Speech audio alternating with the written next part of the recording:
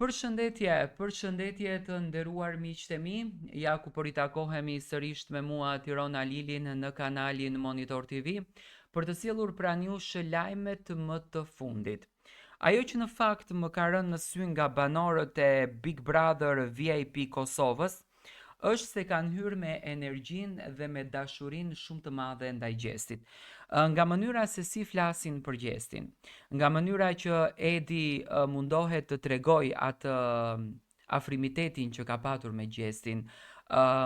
takimet me Gjestin, por njëkohësisht e tregon edhe dhimbjen e tij, domethënë natën e mbrëmshme Edi ishte i ulur në verandë edhe po fliste për Gjestin, ishte shtrirë në fakt në një krevat në verandë, edhe po fliste për Gjestin, po tregonte për sfidat e Gjestit, po tregonte për lojën e Gjestit.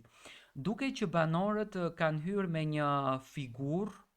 të cilën atë figurën duan non stop ta ndjekin, ta komentojnë, ta analizojnë apo të shkojnë drejt atij rrugtimit. Tani, unë nuk them për Edin, sepse Edi ka hyrë me personalitetin e vet, po them për banorët e tjerë. Çfarë mund të arrijnë banorët e shtëpisë së Big Brotherit nëse krijojnë një kopje? Mendoj që një kopje mund të jetë një dështim se gjithmonë origjinali është i fituar dhe në këtë rast Gjesti është origjinali dhe normalisht që është i fituar në rrugtimin e tij, por një kopje do të jetë një dështim shumë i madh. Unë mendoj që banorët janë shumë të prekur nga rasti i Gjestit dhe kur shikoja mbrëm Edin që po fliste për Gjestin, që po tregonte shoqërinë me Gjestin, e vlerësonte Gjestin edhe si lojtar, edhe si njeri, edhe si banor, edhe si shpirt, edhe si qenie, aty pash që Edi u përlot pak, domethënë u prek pak me rastin e Gjestit. Besoj që edhe nga ky cast, edhe nga ky Big Brother, Gjesti arrin ta kupton që ka shumë dashuri, që ka shumë vëmendje, që miqtë të tij, që në këtë rast unë mund ta quaj mik Edin të Gjestit, e duan shumë, e kanë shumë zemër, i dhurojnë shumë dashuri dhe Gjesti me ato gjestet e veta, me natyrën e tij,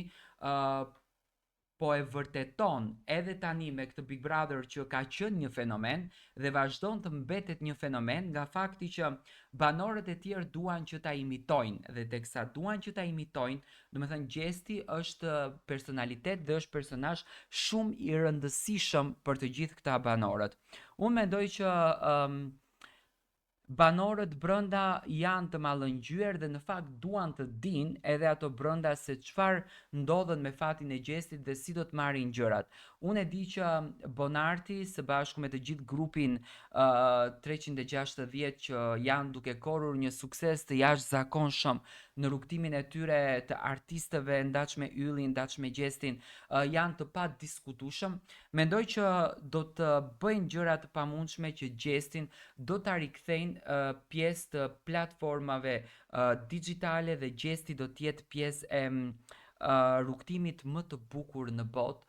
siç është muzika, arti dhe do të jetë pranë publikut shqiptar. Unë këtë gjë domethënë e shoh te Gjesti, nuk e diskutoj fare që do të jetë me ato që ai do dhe ato që i vlerëson. Por unë dua të marr mendimin tuaj. A mendoni që banorët janë të gjithë të motivuar nga Gjesti për të ecur përpara?